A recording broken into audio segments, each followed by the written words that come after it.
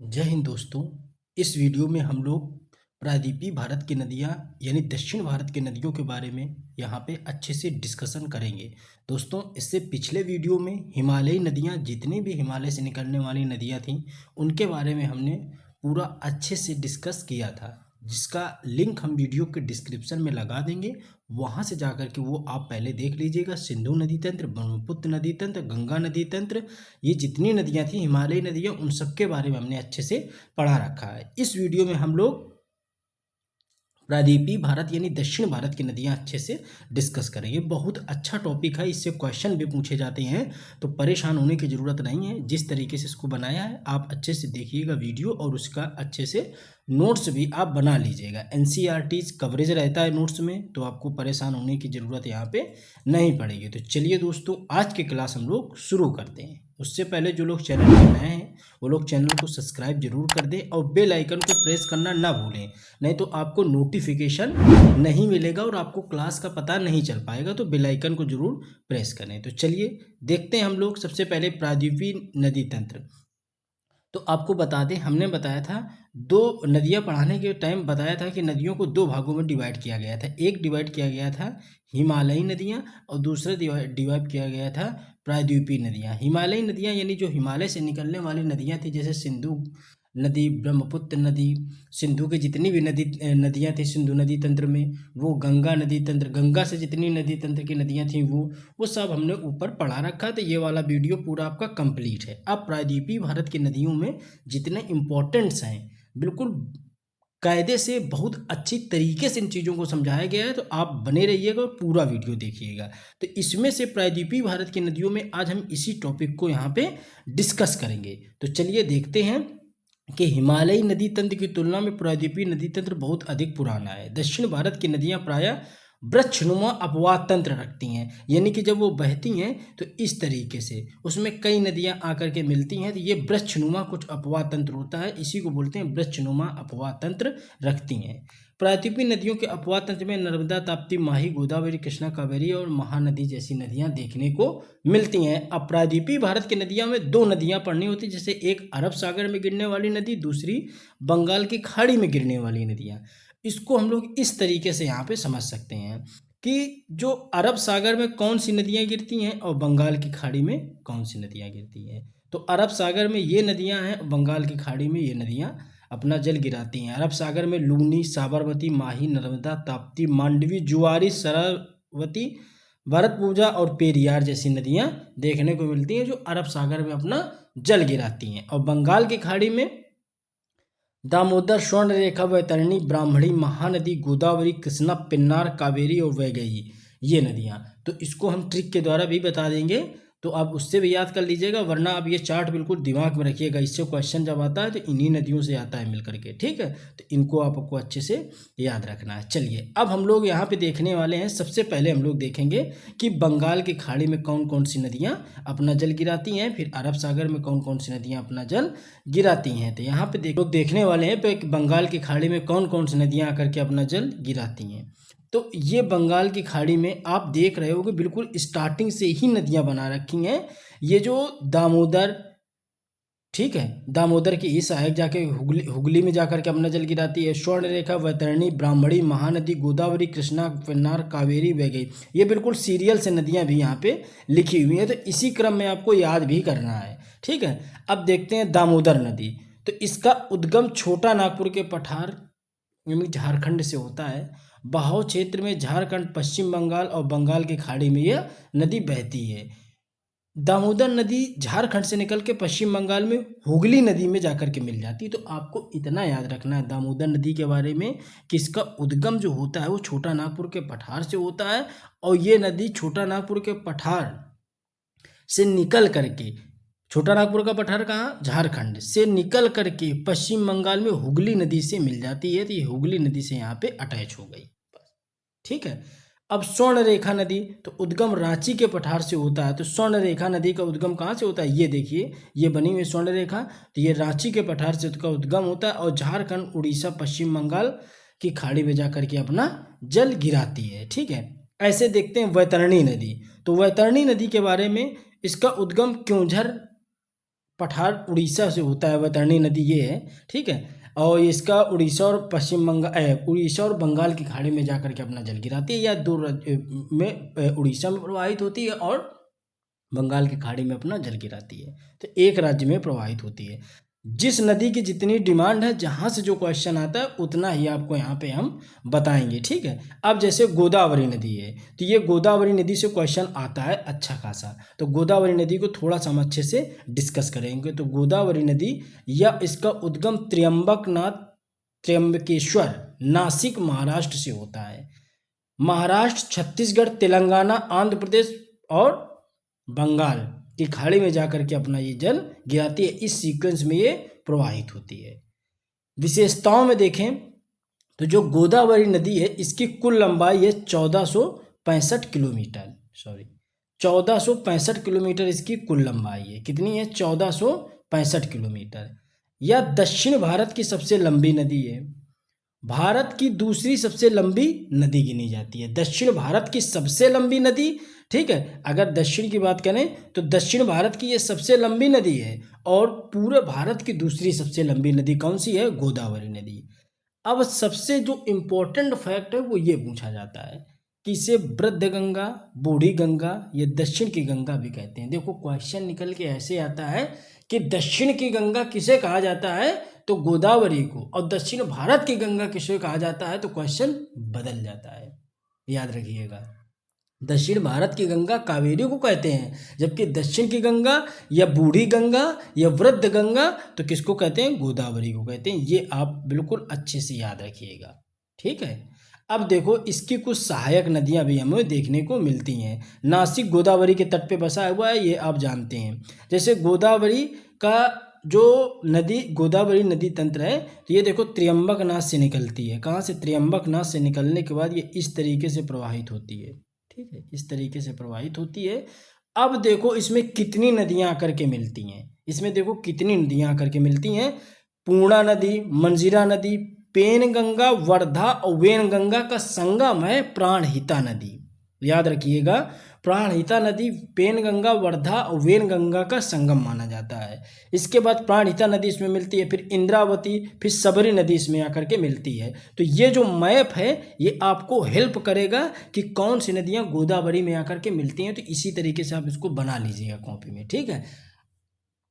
चलिए आगे हम लोग कृष्णा नदी देखते हैं। तो कृष्णा नदी में भी हमने बना रखा है, तो आपको याद करने में आसानी होगी। इसका उद्गम महाबलेश्वर पश्चिम घाट यानी महाराष्ट्र से है, ठीक है। ये जो है तो यहाँ से महाबलेश्वर पश्चिमी घाट से है, महाराष्ट्र से ऐसे निकलती है ये कावेरी नदी, ठीक है। बहाव महाराष्ट्र, कर्नाटक, तेलंगाना, आंध्र प्रदेश और बंगाल की खाड़ी में इसका है, ठीक है। यह प्रायद्वीपीय भारत की दूसरी सबसे लंबी, यानी कि दक्षिण भारत की सबसे पहली लंबी नदी कौन सी है? तो गोदावरी। दूसरी सबसे लंबी नदी कौन सी है? तो कृष्णा नदी। दूसरी कौन सी है? कृष्णा नदी। कोयना नदी को महाराष्ट्र की जीवन रेखा या जीवन धारा भी कहा जाता है। तो इसकी एक सहायक नदी है कोयना नदी, तो उसको महाराष्ट्र की जीवन धारा के रूप में भी जाना जाता है। क्वेश्चन आपका ये पूछा गया था पिछली बार कि हैदराबाद किस नदी के तट पे है? तो मूसी नदी के तट पे हैदराबाद है, ठीक है। हैदराबाद किसके नदी के तट पे है? तो मूसी नदी के। तो आंध्र प्रदेश में विजयवाड़ा के पास ये अपना डेल्टा बनाती है। अब ये है महाबलेश्वर। महाबलेश्वर से कृष्णा नदी निकलती है और देखिए इस तरीके से प्रवाहित होकर आगे बढ़ती है। इस तरीके से जब ये प्रवाहित होकर के आगे बढ़ती है और अपना आंध्र प्रदेश के पास विजयवाड़ा में अपना ये जल गिराती है, वहीं पे इसका डेल्टा बनता है। तो इसमें कौन कौन सी नदियाँ सहायक के रूप में काम करती हैं? देखो भीमा नदी, कोयना नदी, यही या वही कोयना नदी है जिसको महाराष्ट्र की जीवन धारा या जीवन रेखा के रूप में चिन्हित किया गया है। इसके बाद घाट प्रभा, माल प्रभा, तुंगभद्रा और भद्रा, ठीक है। तुंग और भद्रा ये दोनों नदियां जब मिलती हैं आपस में तो एक धारा इसकी बन के निकलती है, उसी को कहते हैं तुंगभद्रा नदी। और फिर मूसी नदी। तो ये जो मैप है, ये जो सिनेरियो है, ये बहुत आपको मदद करेगा याद करने के लिए। तो इस तरीके से इस नदी का भी आप बना लेना, तो आपको सहायक नदियाँ याद करने में आसानी हो जाएंगी। ठीक है, बिल्कुल आप ऐसे इसका बनाते चलिएगा। ठीक है, और इसका नोट्स भी हम आपको उपलब्ध करा देंगे। तो ये कॉन्टैक्ट नंबर है और टेलीग्राम भी आपको दे दिया, तो ये टेलीग्राम का लिखा हुआ है, तो आप टेलीग्राम ज्वाइन कर लीजिएगा। तो टेलीग्राम में इसके कुछ पीडीएफ्स डाल दी गई हैं हम, तो वहाँ से आप इसको डाउनलोड कर लीजिएगा। चलिए अब देखिए पेन्नार नदी। पेन्नार नदी हमने क्या पढ़ लिया, दामोदर पढ़ लिया, स्वर्ण रेखा, वैतरणी, ठीक है, और ये गोदावरी, कृष्णा, पेन्नार नदी देखते हैं। तो पेन्नार नदी का उद्गम कोलार से होता है। बहाव क्षेत्र कर्नाटक, आंध्र प्रदेश और बंगाल की खाड़ी में। देखो सभी नदियों से क्वेश्चन नहीं आता, आप भी जानते हो, बहुत सारी 1000+ नदियाँ इनमें देखने को मिलती हैं भारत में भी, तो सबसे क्वेश्चन नहीं आता। कुछ ही इंपॉर्टेंट नदियाँ जहाँ से क्वेश्चन बनता है, जब उनकी कोई खास विशेषता रही होती है, तब उन चीज़ों को हम यहाँ पे आपको बताते चल रहे हैं। अब देखिए जैसे कावेरी नदी, तो कावेरी नदी से क्वेश्चन पूछता है, तो कावेरी नदी को हम लोग यहाँ पे देखते हैं कि कावेरी नदी से किस तरीके से क्वेश्चन पूछता है। तो ये है हमारी कावेरी नदी, ठीक है, ये कावेरी नदी है। तो इससे हम लोग देखते हैं, इसका उद्गम ब्रह्मगिरी की पहाड़ियों से होता है, कर्नाटक। ये कर्नाटक में ब्रह्मगिरी की पहाड़ियों से कावेरी नदी का उद्गम होता है। कर्नाटक, तमिलनाडु और बंगाल की खाड़ी में जाकर के अपना जल गिराती है। यह दक्षिण भारत की एकमात्र सदाबहार नदी है, क्योंकि इसमें पूरे वर्ष पानी भरा रहता है। तो इम्पोर्टेंट इसके लिए ये फैक्ट हो जाता है कि दक्षिण भारत की एकमात्र सदाबहार नदी कौन सी है, तो कावेरी नदी है। दूसरा पॉइंट निकल के आता है, दक्षिण भारत की गंगा किसको कहते हैं, तो कावेरी नदी को कहते हैं। अभी ऊपर हमने आपको एक बात बताई कि दक्षिण की गंगा किसको कहते हैं, या बूढ़ी गंगा कैसे कहते हैं, या वृद्ध गंगा किसको कहते हैं, तो आपने तुरंत बताया था सर गोदावरी नदी को। लेकिन जहां पे क्वेश्चन निकल के आ जाए कि दक्षिण भारत की गंगा, तो किसको कहते हैं, कावेरी नदी को। दोनों चीजों को अच्छे से समझिएगा, दोनों की भाषा शैली अलग है। ठीक है, तो वृद्ध गंगा, बूढ़ी गंगा या दक्षिण गंगा, ठीक है, जहां पे जुड़ जाए दक्षिण भारत की गंगा तो कावेरी। चलिए अब वैगेही और ताम्रपाणी नदी, तो वैगेही नदी तमिलनाडु, पाकिस्तान की खाड़ी, मदुरई शहर वैगेही नदी के तट पे बसा है। यानी पाक की खाड़ी जो है मदुरई शहर है, ठीक है, और तो ये सब किसके नदी के तट पे बसे हैं, तो वैगेही नदी। ताम्रपाणी तमिलनाडु और मन्नार के बीच में, ठीक है। अब हम लोग देखते हैं अरब सागर में गिरने वाली नदियाँ। तो ऊपर हमने क्या पढ़ लिया, ऊपर हमने पढ़ लिया कि वो नदियाँ जो अभी तक कहाँ पे अपना जल गिरा रही थी, जो बंगाल की खाड़ी में गिरा रही थी, ये सारी नदियाँ पढ़ी हैं। इसमें जो इम्पोर्टेंट है, जहाँ से क्वेश्चन बनना है, उनको हमने थोड़ा सा ज़्यादा डीप पढ़ाया है, और बाकी नदियाँ आप इस तरीके से इनको देख सकते हैं। अब हम लोग ये अरब सागर में गिरने वाली नदियों के बारे में यहाँ पे हम लोग डिस्कस करेंगे। तो चलिए देखते हैं हम लोग अरब सागर में कौन कौन सी नदियाँ अपना जल गिराती हैं, उनकी क्या विशेषता है, किस तरीके से क्वेश्चन यहाँ पे पुटअप होता है। तो चलिए देखते हैं अरब सागर में गिरने वाली नदियाँ। पहली नदी है लूनी नदी, तो ये है लूनी नदी हमारी, ठीक है, लूनी नदी है, ठीक है। लूनी नदी में उद्गम इसका अरावली की पहाड़ियों से होता है। तो ये अरावली की पहाड़ियाँ इस तरफ विस्तारित होती हैं, तो इसी से इसका लूनी नदी का उद्गम होता है राजस्थान से। राजस्थान, गुजरात और कच्छ, केरल में जाकर के अपना समाप्त होती है। विशेषता, यह नदी गुजरात के कच्छ के रण में विलुप्त हो जाती है। मरुस्थलीय क्षेत्र में बहने के कारण इसे मरुस्थली नदी कहते हैं।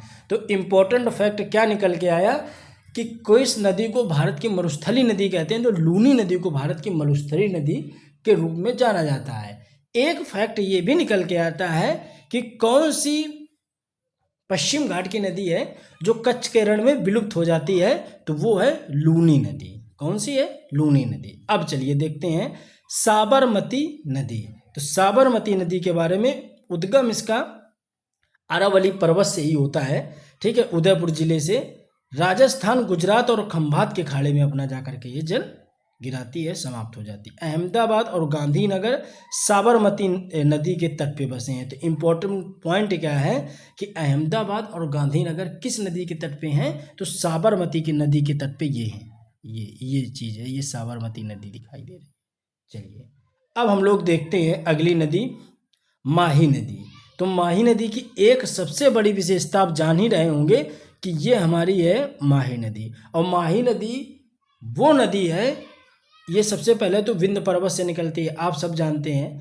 माही नदी कर्क रेखा को 2 बार काटती है, यहाँ से निकलती है कर्क रेखा, तो माही नदी इसको 2 बार काटती है। देखिए ये हो गया एक बार और एक बार ये हो गया, तो माही नदी कर्क रेखा को 2 बार काटने वाली भारत की एकमात्र नदी है। तो याद रखिएगा, माही नदी कर्क रेखा को 2 बार काटने वाली भारत की एकमात्र नदी है। बहुत इंपॉर्टेंट है, कई बार क्वेश्चन आता है, ठीक है। और ऐसे ही पूछता है कर्क रेखा, ऐसे पूछता है विषुवत रेखा, ऐसे पूछता है मकर रेखा। तो आप सब जानते होंगे, जैसे ये ग्लोब है तो ये हो गई विषुवत रेखा, ये हो गया कर्क रेखा और ये हो गया मकर रेखा। तो कर्क रेखा को 2 बार काटने वाली नदी माही नदी है, विषुवत रेखा को 2 बार काटने वाली नदी कांगो या जायरे है, और मकर रेखा को 2 बार काटने वाली नदी कौन सी है? लिम्पोपो नदी है, लिम्पोपो या लिम्पो नदी है, ठीक है। तो ये चीज़ आप समझ लेते, तो विश्व की भी नदियाँ हमने पढ़ा रखी हैं, तो आप वहाँ से भी जा करके चीज़ को समझ सकते हैं। चलिए अगला हम लोग देखते हैं नर्मदा नदी। तो नर्मदा नदी से भी क्वेश्चन आता है। देखिए ये है नर्मदा नदी,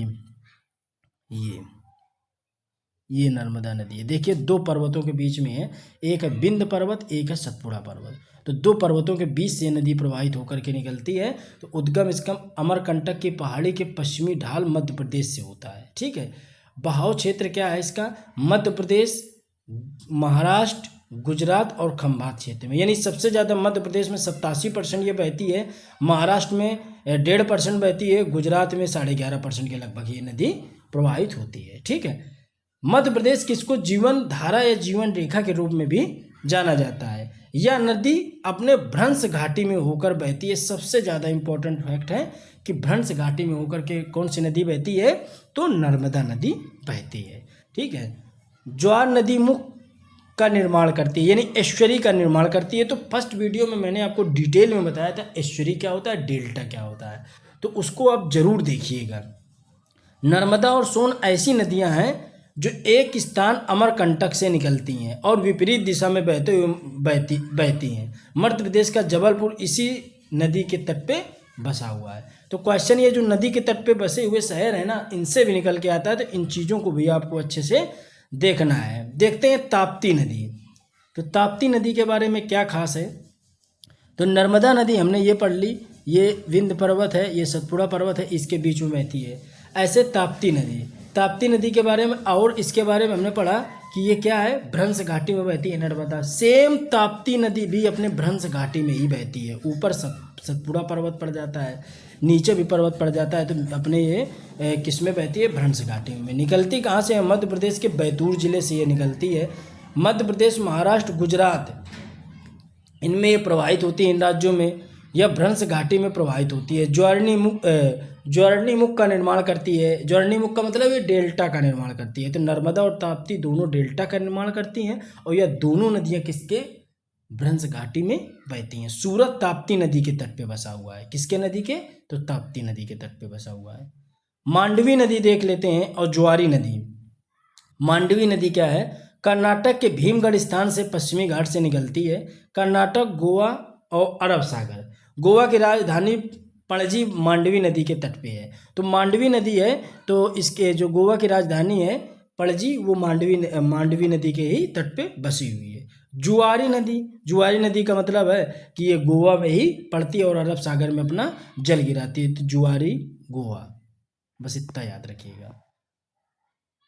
कर्नाटक पे पेरियार नदी केरल में प्रवाहित होती है। मांडवी नदी कर्नाटक में प्रवाहित होती है। और भरतपुजा नदी कहाँ पे? तो तमिलनाडु में और केरल में प्रवाहित होती है। इनसे क्वेश्चन नहीं पूछता, लेकिन आपको बता दिया है। अब देखिए बंगाल की खाड़ी में गिरने वाली नदियों के बारे में देख लेते हैं हम लोग कि बंगाल की खाड़ी में कौन कौन सी नदियां यहाँ पे गिरती हैं। चलिए तो देखिए, ये एक ट्रिक के द्वारा आप इसको याद कर सकते हैं। कौन कहता है कि पहले प्यार को भुलाया नहीं जा सकता, बस दूसरी वाली। इस तरीके से ट्रिक लिखी हुई है, तो इसमें हर एक शब्द का अपना एक मतलब है। तो आप ट्रिक के द्वारा इस चीज़ को अच्छे से यहाँ पे देख सकते हैं और आप याद भी कर सकते हैं कि कौन सी नदियाँ हैं जो बंगाल की खाड़ी में अपना जल गिराती हैं। तो इसको आप ट्रिक से भी चाहो तो ट्रिक से भी देख लीजिएगा। तो चलिए दोस्तों, वीडियो कैसा लगा, वीडियो अच्छा लगा है तो प्लीज़ आप लोग इसको शेयर करिए। जो लोग चैनल पर नए हैं तो चैनल को सब्सक्राइब कर ले और जुड़े रहें। पूरा जितना भी जिया सब एक एक टॉपिक आपको बहुत अच्छे से कवर कराया जाएगा। एनसीईआरटी बेस्ड जितने भी चीज़ें हैं सारी एनसीईआरटी बेस्ड ही हम लेकर के आते हैं, तो परेशान होने की ज़रूरत नहीं है। आप अच्छे से बस इसको पढ़ते रहिए। चलिए दोस्तों, मिलते हैं अपने अगले वीडियो में, तब तक जय हिंद जय भारत।